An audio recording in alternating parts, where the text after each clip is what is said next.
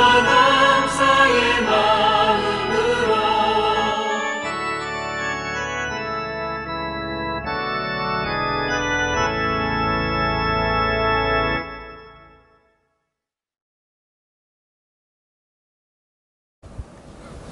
영광을 주께 찬송가 64장입니다.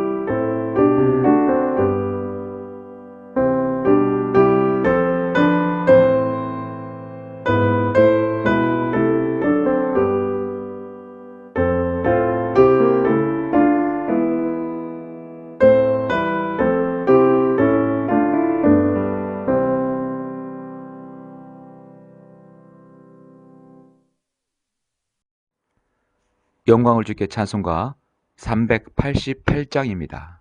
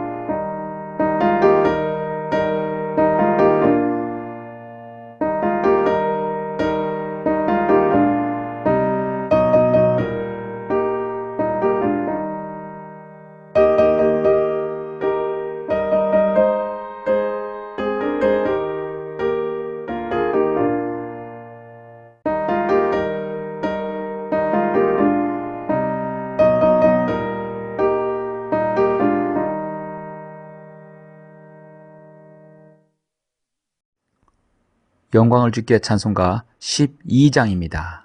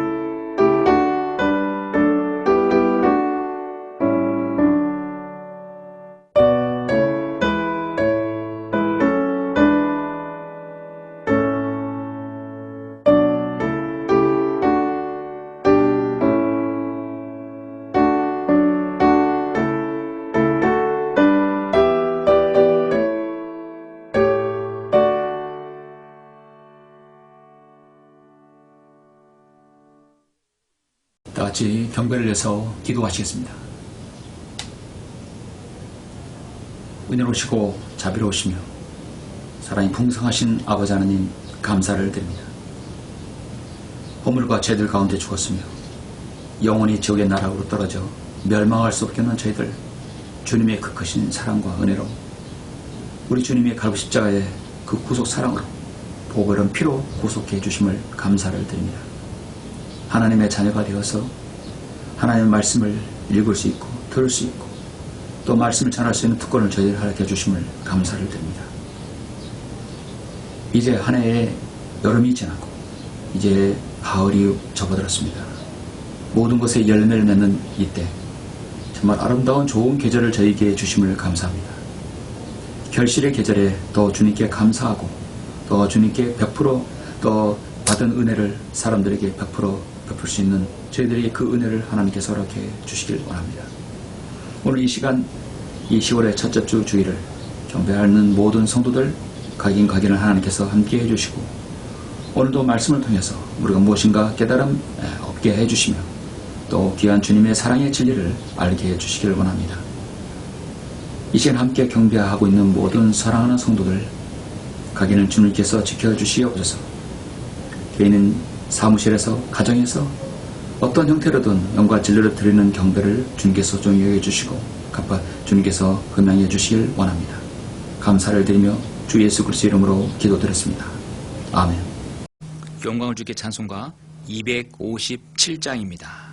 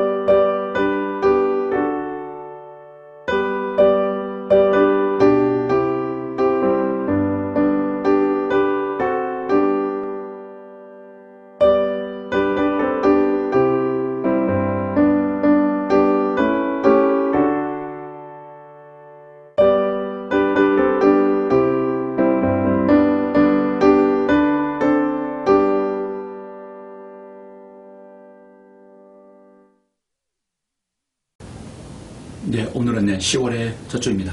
10월의 첫 주 하나님 말씀은 사무엘하 9장을 보시겠습니다. 오늘은 구약성경 사무엘하 9장 1절부터 9절까지 보도록 하겠습니다. 사무엘하 9장 1절부터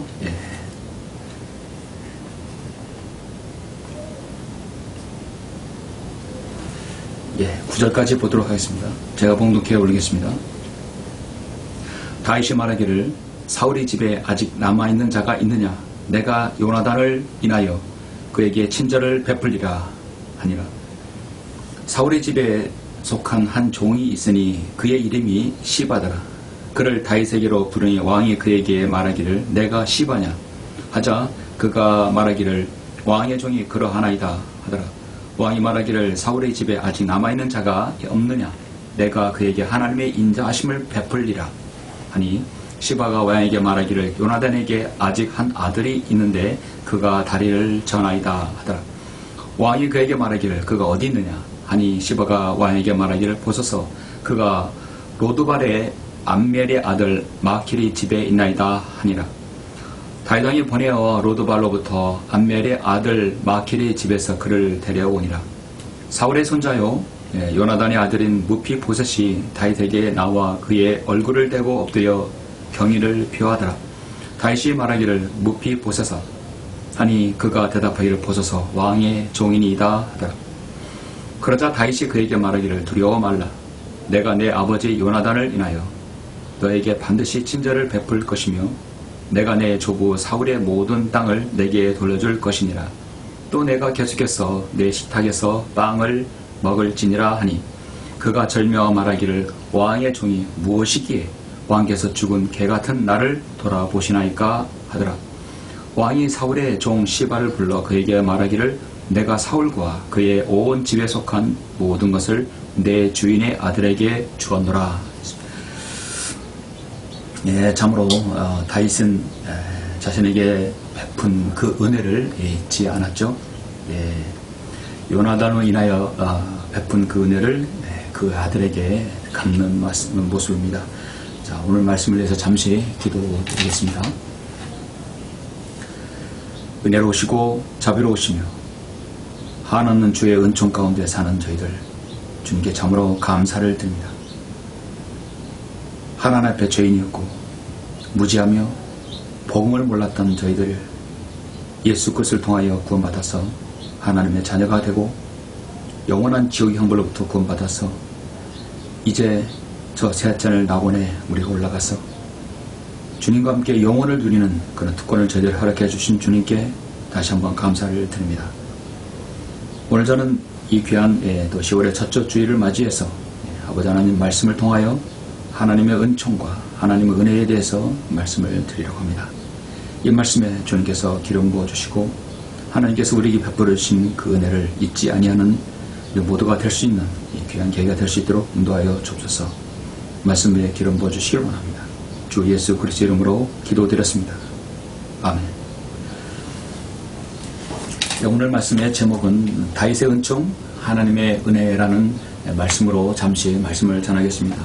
다윗의 은총, 하나님의 은혜.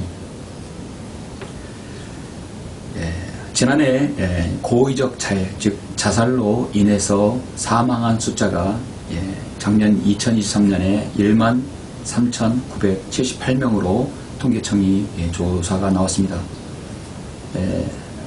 전년보다 8.3% 약 1,072명이나 더 늘어난 것으로 나타났다고 합니다. 이에 따라 인구 10만 명당 자살 사망자 수가 자살률이 2년 만에 다시 올라가서 2014년 이후 가장 높은 수준을 지금 기록하고 있습니다. OECD 국가 중에서도 최고의 수준입니다. 우리보다 훨씬 더 경제적으로나 또 여러 상황에서 못 사는 나라도 우리보다는 자살률이 낮죠. 특히 어린 연령 자살이 늘어가면서 10대 사망자 수가 1년 전보다 더 많아진 것으로 집계되었습니다. 10대부터 30대에서 자살은 사망 원인의 1순위라고 합니다. 사람이 죽는 이유 중에 하나가 스스로 생을 마감해서 죽는 것이 우리나라의 10대부터 30대 가장 많은 꿈을 꾸고 또 많은 비전을 갖고 가장 열심히 살아가야 할, 열심히 배워야 할 세대가 스스로 생을 마감하는 것이 세상에 전 세계에서 가장 많다는 것이죠. 10대의 경우 자살률이 계속해서 늘어간다고 합니다. 통계청이 지난 4일날 발표한 2023년 사망 원인 통계 결과를 보면은 자살 사망자 수가 크게 늘면서 자살률은 계속해서 지금 늘어가고 있다는 상황입니다. 한 해에 1만 4천 명 가량이라고 한다면 적어도 한 달이면 1,400명, 1,300명 그러면 3, 40이 하루에 4, 50명이 계속해서 생을 마감한다는 것이죠. 자살을 거꾸로 하면 살자가 되겠죠. 왜 젊은이들이 스스로 생을 마감할까? 참 여러분 암울한 상황입니다. 참으로 우리가 사는 이 사회에서, 이 세상에서 가장 큰 문제가 중에 하나가 아닐 수 없습니다. 저 개인적인 진단은 오늘날 사람들이 감사를 모르는 세상이 되어버렸다는 것이죠. 모든 것들이 당연시되고 풍족한 세상에 살고 있습니다. 부모와 친들로부터 받은 은총과 은혜가 또 감사가 그들 삶 속에 없지 않았나 생각합니다. 모든 것들이 당연시되는 세상에 우리는 살고 있습니다. 알고 보면 모두가 하나님의 은총과 하나님의 은혜 가운데 살고 있는데 말이죠. 은혜를 받았고 은총을 받았다면 갚는 것까지는 고사하고 하지 않다 하더라도 그 마음만큼은 간직해야 하지 않을까요? 그런데 무엇 때문에 스스로 생을 마감할까? 감사가 없다면 그럴 것 같다 저는 생각합니다. 춘추 전국시대 진날의 장수 이과와 진날의 두이와 전쟁을 할 때 일인데요. 이과 장군이 이 선친이 죽을 때 자신의 애첩을 죽여달라고 유언했다고 합니다. 내가 죽으면 나의 애첩도 죽여달라. 이때 이과는 부친의 유언을 지키지 않고 아버지의 애첩을 다시 제거시켜서 목숨을 구해줬다고 합니다. 꿈의 애첩에 그 친정 아비가 나타나서 장군이 내 딸을 살려준 은혜에 보답하기 위해서 내가 전쟁터에서 모든 풀을 묶어서 두이와 군사들을 내가 쓰러지게 하겠다. 이런 설화적인 배경을 두고 결초보은이라는 사자성어가 생겨났습니다. 죽어서도 은혜에 보답한다는 말이 생겨난 것이죠. 그래서 결초보은입니다. 풀을 묶어서 은혜를 갚는다. 세상은요, 죽어서도 은혜를 갚으려는 사람들이 있지만 죽기까지 은혜를 모르는 사람들도 있습니다. 우린 누군가에게 은총과 은혜를 받았다면 그것은 잊지 않아야 되겠죠.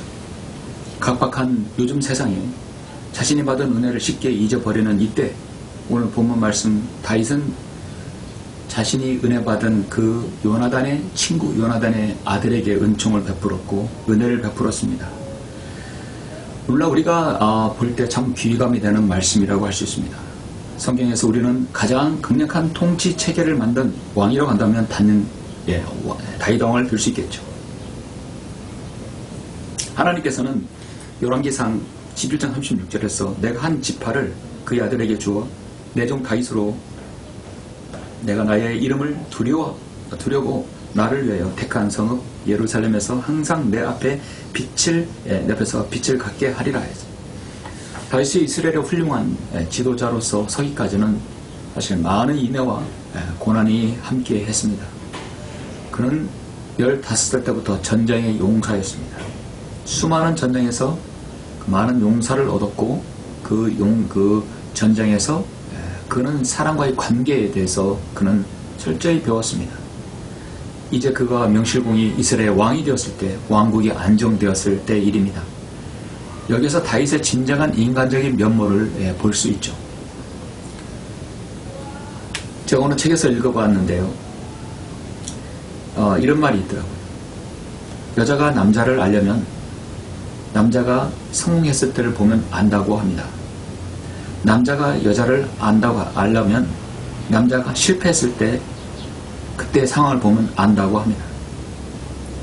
보통 남자들은 성공했을 때 모든 것을 뒤로 하고 은혜를 잊어버리고 성공 가도를 달린 다음에 타락하게 되죠. 다윗은 그렇지 않았습니다. 다윗은 모든 것을 다 가졌습니다. 명예와 권력과 그리고 사람들, 부와 모든 걸 가졌어요. 15년의 생애 기나긴 도망자에서 일국의 왕이 된 것입니다. 그런 다윗이 지금 어떤 성품으로 성경은 말씀하고 있습니까? 잠시 우리가 한번 숙고해보는 시간을 갖고자 합니다. 충분히 우리가 숙고할 수 있는 귀한 말씀입니다. 오늘 본문 사무엘하 9장은 다윗이 그 옛날 잊을 수 없는 친구 바로 사울왕, 자기를 죽이려 했던 그 사울왕의 아들 요나단의 아들 무비보셋을 자신의 친아들처럼 선대했다는 말씀을 기록하고 있습니다. 다윗이 어떤 사람인지 한번 알 수 있는 내용입니다. 한마디로 다윗의 도랑에 관한 부분입니다. 도랑이라는 것은 너그러운 마음과 그 사람의 마음의 깊이를 한번 생각하는 것이죠. 다윗은 어떤 인물인지 어느 정도 알 수 있는 이 단면이라고 볼 수 있죠. 다윗은 하나님께 확실한 자비와 은혜를 받은 사람입니다. 다윗은 믿음의 사람이었을 뿐만 아니라 인간적으로 다정다감한 사람이었습니다. 다윗은 전투에 임할 때는 무서운 사자와 같은 용사였으나 물러설 때는 음악가였으며 시인이었고 한 사람의 인격 안에서 이와 같이 극단적인 두 성품이 공존하는 사실은 참 신기롭습니다. 사울왕으로부터 기나긴 15년의 세월의 도망자 생활을 마치고 이제 명실공 유다의 왕이 아니라 당당히 이스라엘의 왕이 되었습니다.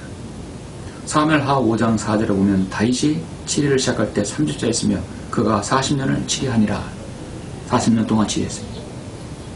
이때가 30세였으니까 10대부터 전쟁의 장소로 생활했다는 것입니다. 오랜 기간 전쟁에 참여했기 때문에 주변 국가로부터 견제와 위험을 보이며 통일과의 면모를 보였고 빼앗겼던 하나님의 궤를 다시 찾았습니다. 하나님의 선지로부터 다윗의 언약이란 장차 이루어질 위대한 언약도 받았습니다. 나라 안팎으로의 정치와 경제는 그야말로 다윗의 태평성대가 되었습니다. 이쯤 되면 그에게 부족한 것이 없었습니다. 하나님께서는 심지어 그가 원하면 여러 아내까지도 허락하셨습니다. 보통 사람 같으면 과거에 자신에게 은혜를 베풀었던 사람에게 충분히 잊을 수 있습니다. 그게 인간입니다. 그러나 다윗은 달랐습니다. 그가 진정으로 사랑하는 친구와의 우정을 잊을 수 없었습니다. 사무엘상 18장 1절로 4절 보시면 사무엘상 18장 1절을 보면 다윗이 사울에게 말하기를 마쳤을 때 요나단의 혼이 다윗의 혼과 굳게 결합되니 요나단이 그를 자신의 혼과 같이 사랑하니라. 그날 사울이 그를 붙잡고 그로 자기 아버지의 집에 가는 것을 허락하지 아니하더라. 그때 요나단과 다윗이 언약을 맺었으니 이는 요나단이 다윗을 자신의 혼과 같이 사랑함이더라. 요나단은 자기가 입었던 겉옷을 벗어서 다윗에게 주었으며 그의 옷과 칼과 활과 띠까지 주었더라 했습니다. 다윗이 사울이 그를 보내는 곳마다 가서 현명하게 행동함으로 사울이 그를 전사들을 다스리는 자로 세우니 그가 온 백성의 눈에 합당하게 여겨졌고 사울의 종들의 눈에도 합당하게 여겨졌더라. 다윗은 모든 면에서 완벽했습니다. 그리고 좋은 친구를 얻었습니다. 왕의 아들이죠. 정말 부족한 것이 없었던 그 왕의 아들이 지금 다윗과 친구가 된 것이죠. 요나단과 다윗은 친구 이상의 우정입니다. 남녀간의 사랑 그 이상이었습니다. 서로의 목숨까지도 내놓을 수 있는 바로 사랑이었죠. 사울왕의 질투로 인한 다윗의 도피와 유랑 생활에서 다윗의 친구 요나단은 매번 그를 도와줬습니다. 다윗이 모든 전쟁에서 이기고 승승장구하자 사울의 인기는 떨어지고 다윗은 올라갑니다. 시기와 질투로 사울은 다윗을 죽이려 하죠. 그럴 때마다 요나단은 늘 다윗을 구해줍니다. 그렇게 고난 가운데서 하나님의 보호를 받고 또 요나단을 통해서 도움을 받았습니다. 다윗은 이제 30째 이스라엘 왕이 올랐고 사울도 죽고 사랑하는 친구 요나단도 이미 전쟁에서 죽었습니다. 그래서 본문 오늘 그 모든 것은 그 이후에 이제 왕권이 안정된 상태에서 시작됩니다. 사무엘하 9장의 본문은 다윗이란 한 인간이 됨됨이를 확실하게 알 수 있는 좋은 본보기입니다. 은혜가 있는 곳에는 늘 감사가 따라야 되겠죠. 그것은 하나님께서 인간에게 정하신 이치입니다. 사람의 내면에 깔린 품성은 늘 사실을 잊어버리게 만듭니다. 창세기 40장에 보면 여러분은 기억하십니까? 술 맡은 사람은 감옥에서 요셉에게 꿈 해석으로 인해 확실하게 신세를 졌지만 그가 왕궁에 복직한 이후에는 언제 그런 일이 있었냐는 듯이 감사도 없이 까맣게 잊어버렸습니다. 이것이 인간입니다. 그러나 다윗은 자신에게 진 그 사랑의 빛을 갚을 줄 아는 사람이었다는 것이죠. 참으로 성경대로 믿는 그리스도인은 하나님께서 우리에게 베풀어준 사랑을 잊지 않아야 되겠습니다. 우리는 지금 감사가 메마른 세상에 살고 있습니다. 감사가 없으니까 불평과 불만이 있고 우울함이 있는 것이죠. 지금 그 우울함 때문에 얼마나 많은 사람들이 정신병을 써 신경정신과에서 약을 먹고 있습니까? 그리스도는 세상에서 감사가 가장 많이 나오는 사람입니다. 우리는 예수 그리스도의 은혜로 구원받은 것을 믿으며 또 사는 것이죠. 하나님을 알다 하나님께 합당한 영광을 돌리지 아니하고 감사시도 아니하며 도리어 그들의 상상이 허망해지고 그들의 어리석은 마음이 어두워졌기 때문이라고 로마서 1장 21절에서 말씀합니다. 오늘날 이 시대를 정확하게 말씀하고 있는 것이죠. 하나님께 합당한 영광을 돌리지 않고 감사치도 않고 그들의 상상이 허망해지고 그들의 어리석은 마음이 어두워졌다. 오늘 그러니까 신경과의 정신과의 사람들이 붐비는 것입니다. 많은 사람들이 잠을 이루지 못하는 것이죠. 오늘 말씀은 성도에게 있어서 서로에게 빚진 사람이 되라는 것인데 그 하나님의 은총과 은혜를 우리가 잊지 않아야 된다는 것인데 우리가 오늘 이단 사이비 수법에서 흔한 서로가 서로에게 빛보증을 서기 위해서 빛으로 얽히게 설키게 해서 교회를 빠져나오지 못하게 하는 그런 방법의 그런 빛이 아닙니다. 그 바울은 이 빛은 바로 사도 바울이 로마서에서 말씀하는 사랑의 빛에 대해서 말씀하고 있는 것입니다. 서로 사랑하는 것 외에는 아무에게도 어떤 빛도 지지 말라. 다른 사람을 사랑하는 사람은 율법을 이룬 것이니라. 사랑의 빛. 누가에게 사랑을 베풀었다면 그 사랑을 되돌려 받기를 바라지 않는 것이죠. 아무에게도 어떤 빛도 지지 말라. 실제로 우리는 누구에게도 어떤 빛인가 몇 푼이라도 반드시 빚지고는 살고 있습니다. 우리는 누군가에게 항상 빚집니다. 사람입니다. 우리가 예수 그리스도를 통해서 구원받았다고 한다면 우리는 영원한 빛을 가지고 있어요. 그 다 갚음은 절대 있을 수가 없습니다. 하나님께서 우리를 구원하신 그 사랑, 그 은혜 어떻게 우리가 갚을 수 있겠습니까? 하나님께서 세상을 이처럼 사랑하셔서 그의 독생자를 줬으니 바로 나를 구원하시기 위해서 하나님께서 자신을 희생시키신 겁니다.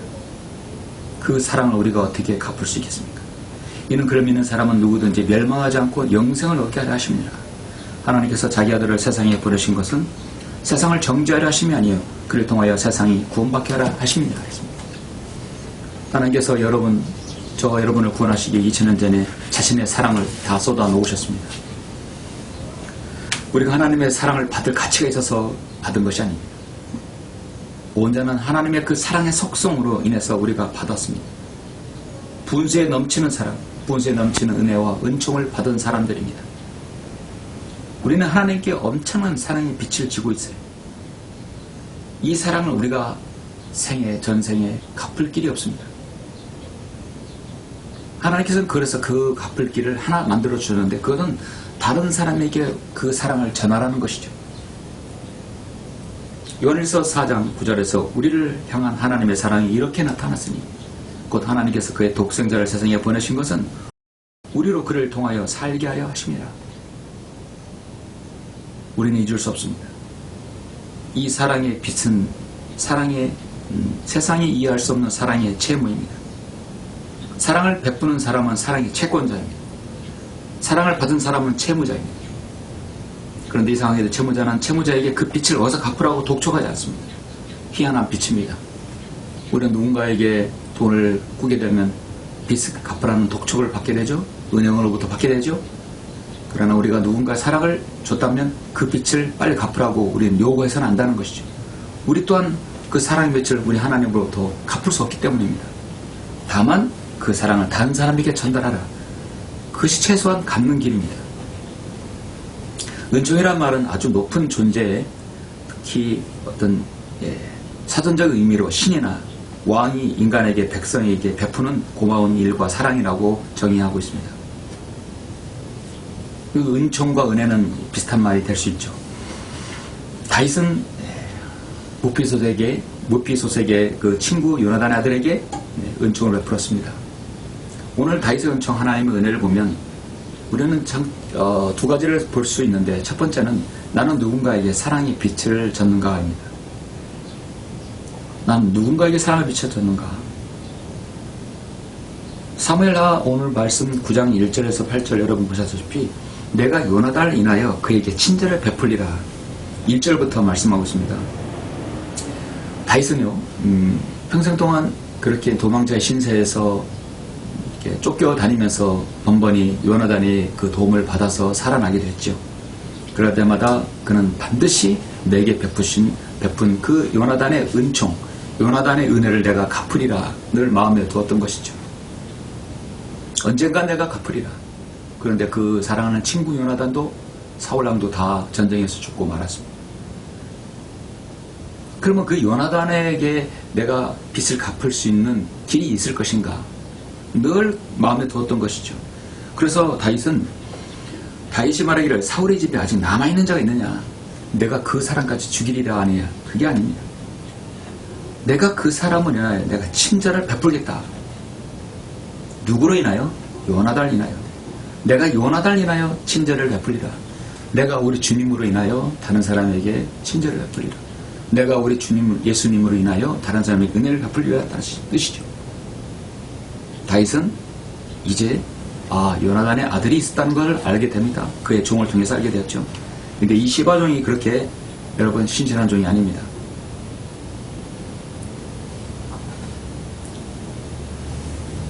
우린 다윗에게 무엇을 배워야 하는가?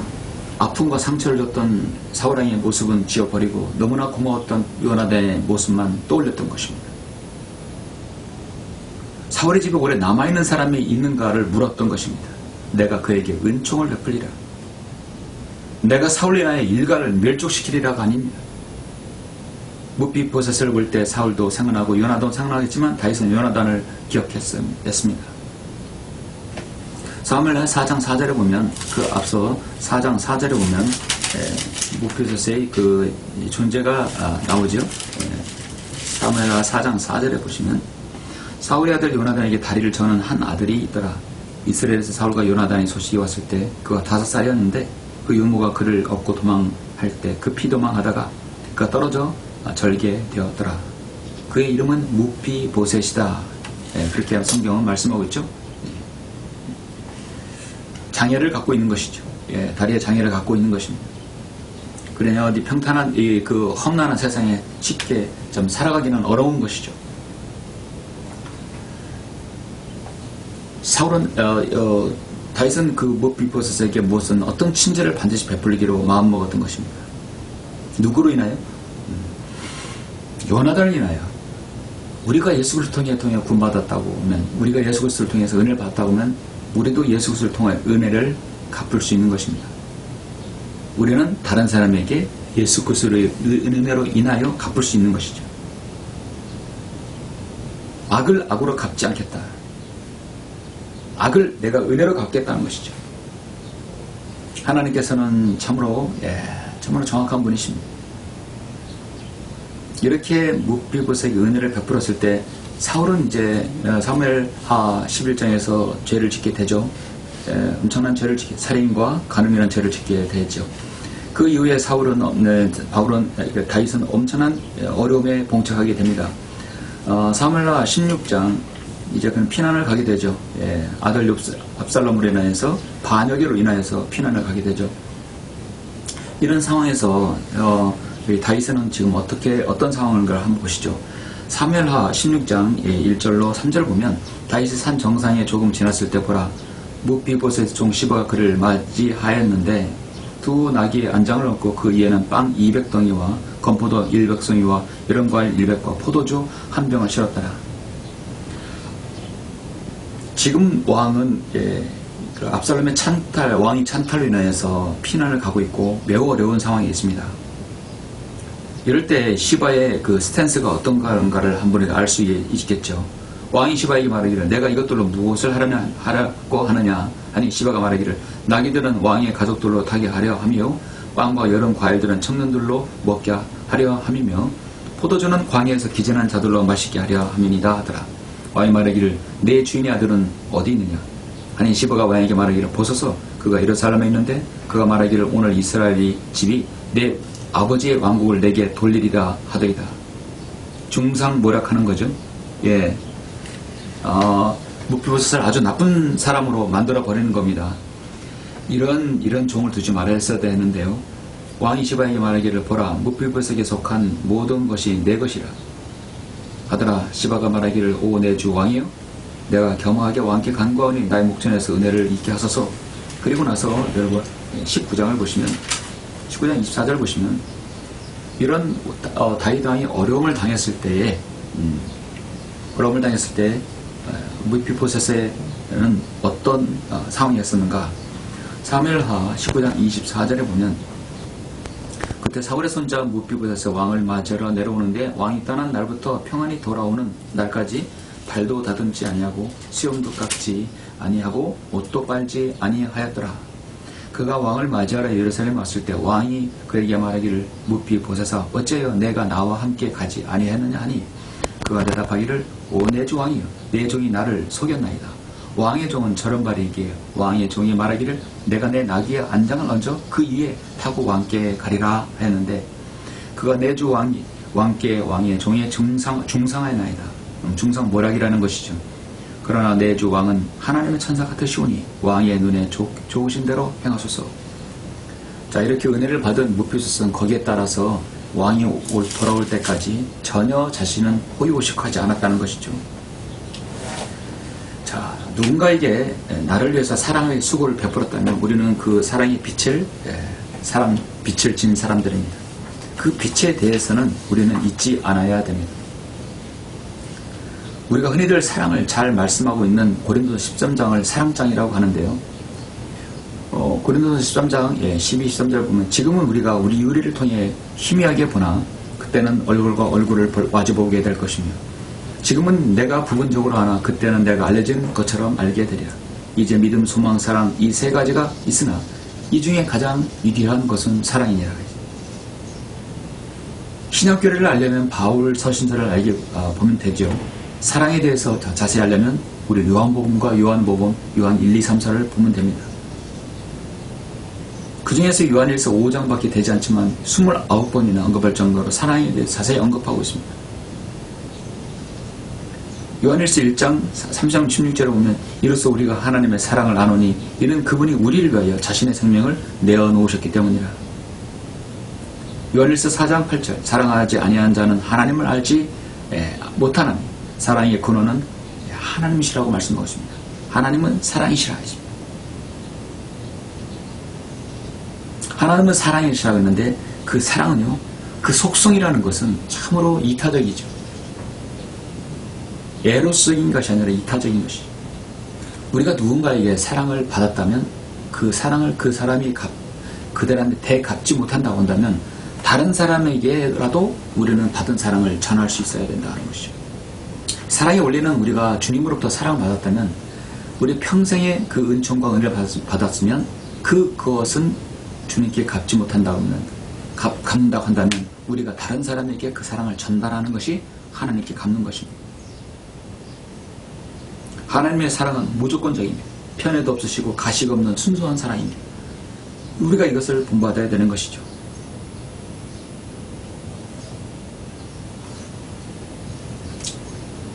사랑에는 수고가 성경은 따른다고 말씀하죠. 데살로니가전서 1장 3절에서 우리 주 예수 그리스도 안에서 너희의 믿음과 믿음의 행위와 사랑의 수고와 소망이 있는 하나님 곧 우리의 아버지 앞에서 쉬지 않고 기억하미니 믿음에는 늘 행위가 따른다고 성경은 말씀하고 있죠. 수고와 희생 없는 사랑은 온전한 사랑이 아닙니다. 한 죄인이 오늘 그리스도께로 이겨오려면 사랑의 수고가 필요하죠. 부모가 자식을 위한 사랑도 희생과 수고가 있지 않겠습니까? 땀 흘려 수고하고 일하고 해산하는 고통이 겪어야 자녀를 순산하는 것이죠. 성경은 그래서 우리가 사랑을 하려면 절대 실족할 계기나 틈을 갖지 말아야 된다고 말씀합니다. 왜냐하면 사랑을 베풀고 실족하고 또 실족하고 실망하느냐. 사랑을 베풀으면 그 사랑의 대가를 내가 기다리기 때문입니다. 사랑을 베풀면 사랑의 대가를 기다리지 않아야 돼요. 자기 형제를 사랑하는 자는 빛 가운데 가며 자기 안에 실족할 계기가 없어야 된다고 말씀합니다. 요한일서 2장 10절에서 말씀하고 있죠. 누군가의 사랑을 베풀고 은총을 베풀었다면 그거를 나에게 돌려받을 생각을 하지 않는 것이 진정한 사랑이라는 것이죠. 사랑을 기다렸다가 받기를 기다렸다가 안 오면 실족할 수 있다는 것이죠. 그래서 우리는 주님의 사랑을 베풀었다고 한다면 실족할 계기나 틈이 없어야 된다는 것입니다. 우리가 다른 사람을 세워주고 다른 지체를 세워주기 위해서는 어떤 수고도 하지 않으려는 마음이 섞인다면 나는 사랑이 식어진 것을 알 수 있습니다.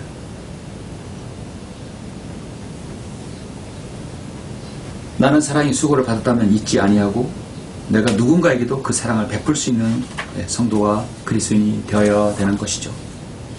다윗의 은총 하나님의 은혜, 둘째 어떻게든 우리는 사랑의 빛을 갚아야 됩니다. 내가 사랑의 빛이 있다고 한다면 나는 어떻게 갚아야 되는 것인가? 그것을 돈으로, 그걸 환상으로 할 수가 없어요. 사람마다 형편과 처지가 다르기 때문에 진정한 사랑의 수고가 나도 그걸 베풀어야 되는 것이 사랑의 수고가 있어야 된다는 것이죠. 요한일서 3장 21절에 보면 내가 새 계명을 너에게 주노니 이는 너희가 서로 사랑하는 것이라. 내가 너희를 사랑한 같이 너희도 서로 사랑하라.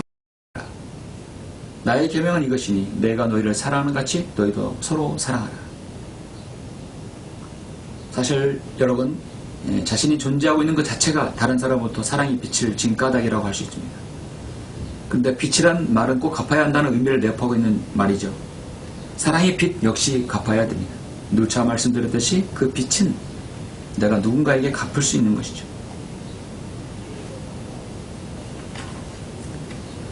이스라엘의 왕 다윗은 주변에 정말 훌륭한 조력자들이 있었습니다. 많은 용사들이 있었어요.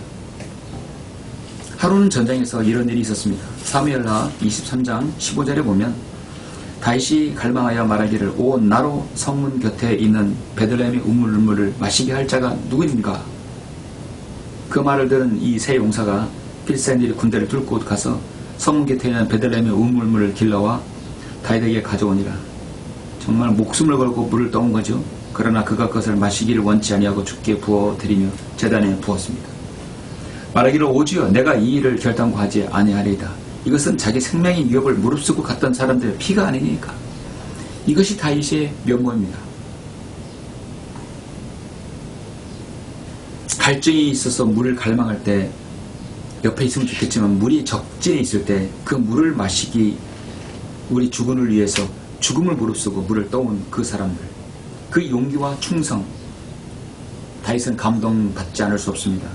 이거는 수고를 떠나서 자신의 목숨을 내놓고 물을 떠온 것이죠. 그래서 다윗은 그 물을 피와 같다고 말씀하고 있습니다. 그 피 같은 물을 내가 마실 수 있겠느냐. 역대기상 11장 18장 19절 18절 19절 보면 나 하나님 내가 이 일을 결단코 하지 아니하리이다. 내가 자기들의 생명을 위험을 무릅쓰고 무릅쓰는 이 사람들의 피를 내가 마시리까. 이는 그들이 자기의 생명을 무릅쓰고 이 물을 가져왔음이니이다.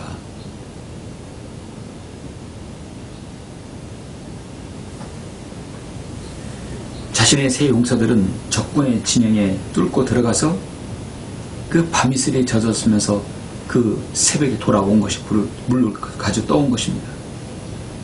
다윗은 그래 수고했어. 내가 이 물을 마셔본 지가 얼마나 됐을까 고생들 했어 하며 꿀꿀꿀꺽 마시지 않았다는 것입니다. 그 물을 다시 주의 제단에 쏟아 부었습니다. 자신에 따르는 그 용사의 그 용사들의 충성과 그들의 용맹, 그들의 신의를 다윗은 배신하지 않았습니다. 죽기까지 신의가 의리가 있어서 용사가 되었던 그들 전반 건국 공신이 된 것이요. 오늘 우리 그리스도인이 본받아야 할 서로의 관계는 어떤 것입니까? 로마서 12장 15절에 보면 즐거워하는 자들과 함께 즐거워하고 우는 자들과 함께 울라. 즐거워하는 자들과 함께 즐거워하고 우는 자들과 함께 울라. 울 때는 같이 울고 즐거울 때 같이 즐거워한다는 것이죠. 이 세상에 살면서 빚지지 않으며 사는 사람이 또 어디 있을까요?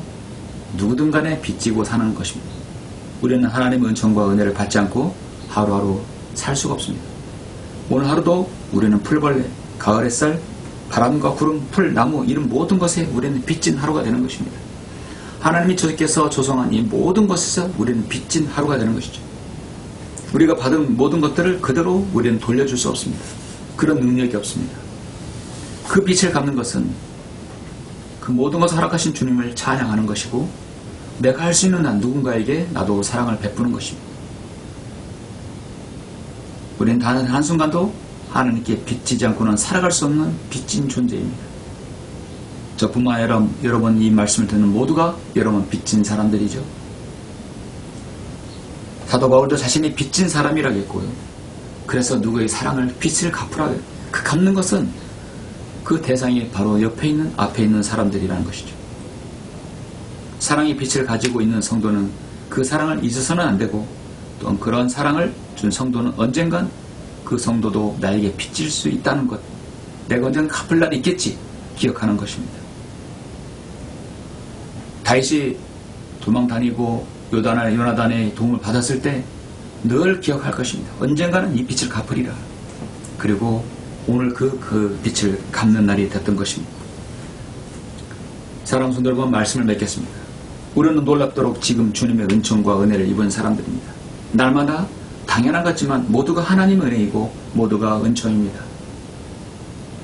당연한 것 같지만 그것은 하나님의 은혜. 우리는 그런 찬양도 알죠? 평생에 하나님께 우리는 빚진 사람들입니다. 그리고 우리는 빚진 사람이 또 됐지만 우리는 서로에게 사랑의 빛을 지고 있습니다. 서로에게 수고의 빛을 지고 있습니다. 서로에게 섬기는 빛을 지고 있습니다. 그러면 우리는 누군가에도 우리도 섬기고 수고가 있어야 된다는 것이죠. 스코틀랜드 장님 선교사였던 조지 마테스는 이렇게 늘 기도했다고 합니다. 오 주님, 주님께서 주신 저의 두통에 감사하지 못했던 저를 용서하소서. 기쁨에 대해서는 1000번이나 감사했지만 고통에 대해서 감사한 적은 한 번도 없습니다. 어렸을 때도 저는 그 자체가 주님의 영광스러운 선물이라는 것을 알지 못했습니다. 도리어 그동안 저의 순환에 대해서 보상받을 수 있는 세계만을 고대해왔습니다. 제 고통이 주님께 영광이 된다는 것을 깨닫게 해주셔서 감사합니다. 역경을 견뎌내므로써 주님께 찬양할 수 있던 사실을 감사합니다. 고통의 눈물이 곧 기쁨의 단비가 된다는 것을 내가 믿습니다. 하나님께서는 우리에게 성도에게 평안을 주실 때 두 가지 이유가 있습니다. 영적으로 거친 파도와 암울한 터널을 지날 때 휴식을 주기 위함입니다. 또 하나는 나에게 사랑의 빛을 안겨준 이들을 반드시 돌아보라는 의미가 될 수 있죠. 내게 평안을 주고 내게 안위를 주고 은총을 줬다면 내가 너 좀 쉬어라, 영적 휴식을 주는 거고, 또한 이 사랑의 빛을 넌 누군가에게 갚으라 하는 것이죠. 내게 갚을 필요는 없다. 그걸 다른 사람이 갚으라는 것이죠. 사도 바울은 고린도후서 12장 9절에서 내 은혜가 내게 충분하도다. 하나님께서 모든 성도들 각인에게 한 번도 은혜를 부족한 여기에 주신 적이 없다. 내 은혜가 내게 충분하도다. 충분하도다. 내 안에 감사가 나오지 않으면 서로에게 빛이 지우는 사람이 되기 힘듭니다. 고난에 대해서도 기꺼이 감사할 수 있는 돌아있는 사람, 다윗처럼 여러분의 인생에도 동일하게 감사하고 하나님의 은혜와 은총에 감사해서 그걸 누군가에게 여러분이 베풀기를 원하는 것, 수고를 아끼지 않는 것, 그것이 바로 하나님의 은혜를 받고 은총을 받은 그리스도인의 성품이라고 볼 수 있습니다. 나 자신이 누군가에게 갚아야 할 빚이 남아있다는 것은 우리가 사랑할 것이 남아있다는 것이란 것입니다. 그 사랑의 빛을 갚아야 하기에 내가 살아야 할 이유가 있는 것이죠. 여러분, 그래서 여러분이 그 어떤 사랑이라도 받았다고 한다면 그 사랑을 누군가에게 갚을 수 있는 사랑의 빚진 자가 되어야 될 것입니다. 기도하시겠습니다. 은혜로우시고 자비로우신 아버지 하나님, 감사를 드립니다. 주님은 저희들에게 한없는 은총과 사랑을 베푸신 주님이십니다. 그런데 우리는 그것이 너무 당연시 여겼고 당연히 여겨졌습니다. 참으로 오늘 말씀을 통해서 우리가 그것을 기억할 때 우리가 정말 성숙한 그리스도인이 되며 다윗이 자신에게 베푸신 그 은혜를 요나단의 아들에게 베풀었듯이 우리도 받은 은혜를 누군가에게 전하는 정말 성숙한 성도가 될 수 있도록 주님 저희를 인도하여 주옵소서. 감사를 드립니다. 주 예수 그리스도 이름으로 기도드렸습니다. 아멘. 영광을 주께 찬송가 524장입니다.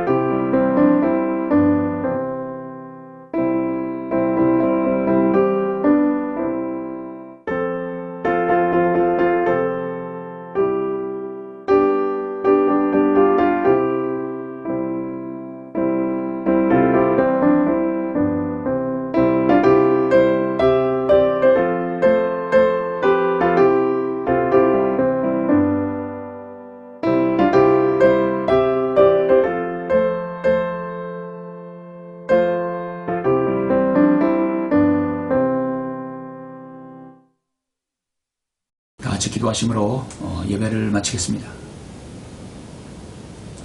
우리에게 한없는 은총과 은혜로 함께해 주시는 아버지 하나님 감사를 드립니다.